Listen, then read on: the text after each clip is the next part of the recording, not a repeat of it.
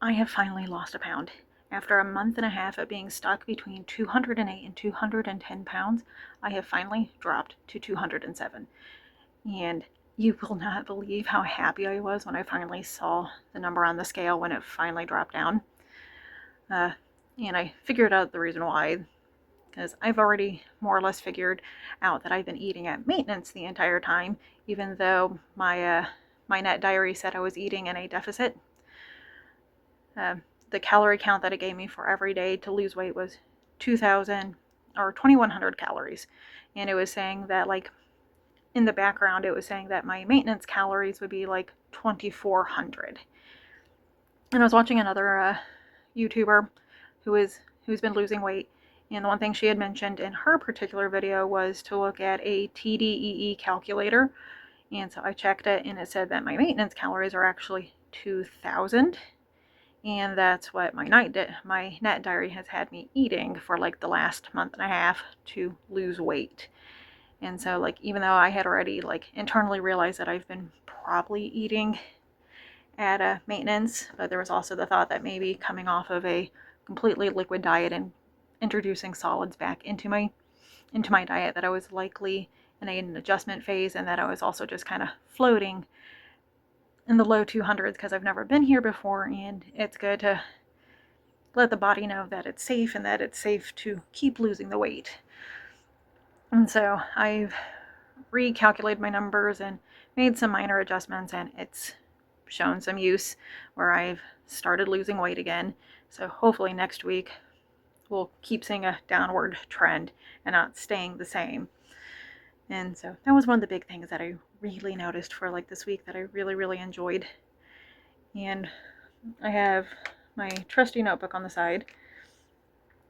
And one of the things that I really wanted to kind of mention is that weight loss is actually, it's really freaking hard. And for some people, they can lose it really easily. Like, I lost 20 to 30 pounds on my own before I started using a GLP-1. And one of the reasons that I was introduced to it was largely because I struggle with food noise when I am off the shot. I am also someone that has PCOS, so my cells are insulin resistant, and the shot actually kind of helps undo that, and it also helps with like the food noise, so I can do my research and other things that I am doing at the same time while learning, like doing the 75 soft challenge, which more about that in a little bit. But for my particular weight loss, the calculator had said that I need to keep my calories in like between like 15 to 1,800 a day. 1,500 being on the low end, and that's not like something to do every single day, because eating at too far of a deficit, from my personal experience, can actually negatively impact the body. But on the days if I am eating less, I'll eat less, and then other days I'll eat up to like 1,800. But if I do hit like the 2,000 one day, it's not that big of a deal. And one of the other things that I had really noticed is like body changes. And I had mentioned beforehand that one of the non-scale victories that I had noticed is how like a normal sized bath towel fits. I was close to 300 pounds. I was essentially 300 pounds. And like if I'd wear a normal sized towel, I'd have like a gap down the side of my body. And like I could not wear a normal sized towel unless I wanted to scar everybody inside my household. And that's not something I want to do. Like, I don't want to be seen in a smaller towel. Like, I usually use them for my hair, and I like the real big extra large ones because they're just a lot more comfortable. But it is Friday. It is the weekly weigh-in. I'm just going over some of the things that have happened over the week. So 75 soft. Diet has been adjusted and changed because I've been eating at maintenance, so I'm trying to lower that down so the weight loss will continue. I have been working on hydrating. I have a glass of water. This is 32 ounces. This is my second one today. It is a little after 11 o'clock. I can't stay on too long because I have a writing sprint that starts at noon, I believe. Where is it at? It's daily writing sprints through Pro Writing Aid, and that's something that I've gotten into that really helps kind of keep thinking. Yeah, it's like 12. It's noon to 1, which I should probably go ahead and join. the actual screen, so that is ready.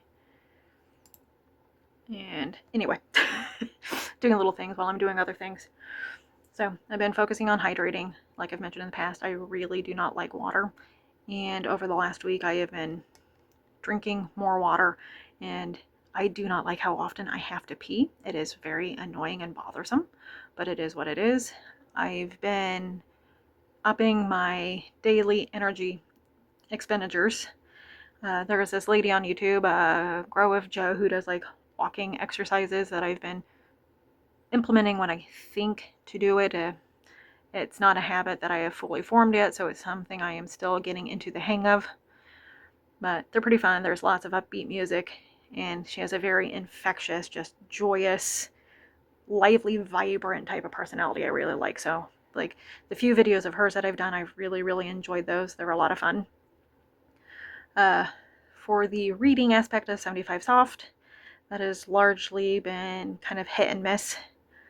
Like, I've been reading every single day, either through like the writing sprint space, because I am doing a 2-week challenge and I have to do quite a bit of reading each day for that. I've been reading in my book Fairy Tale by Stephen King. I'm a couple chapters behind, but I've also been reading other little things here and there and still making sure I'm reading every single day. And then that gets to the fun topic of self-care, which I am atrocious at. One of the things, like, as I was struggling with, like, so like writing as a form of self-care for me, and playing like video games, which I do that too. But one of the other things I was looking into, like, self-care, is like, what are some other examples of self-care? And like a lot of it's like taking care of yourself and making sure that you're set up for a less stressful day the next day, or taking care of yourself when you might be stressed out during the day.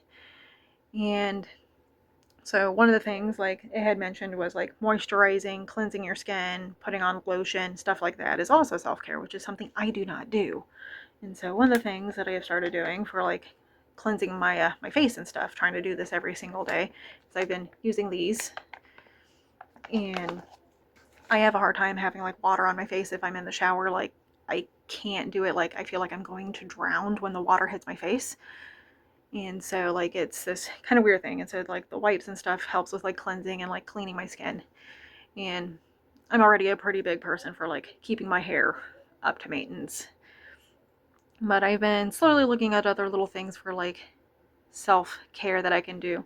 And like one of the other things I kind of consider self-care is I do a lot of like writing in my notebook for like either for videos or mental health, or like notes that I want to talk and discuss like later on.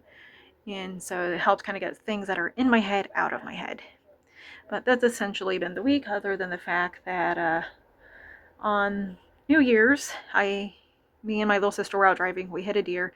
Deer basically took off the front of the car, and the collision center that we took it to, they did their estimate, and my insurance company declared it a total loss. So now we are down to 1 vehicle instead of 2. And so that's something that happened, and not exactly ideal when you're snowed in and stuck, and the other car is not exactly the most reliable one. But that's essentially been like the week or weeks, because a lot of this is just kind of like in and out. It is what it is. Want to just do a quick little update, kind of get up here, keep things up, how I'm doing. I am once again in a downward trend with the weight loss, so things are going well. Until next time, bye.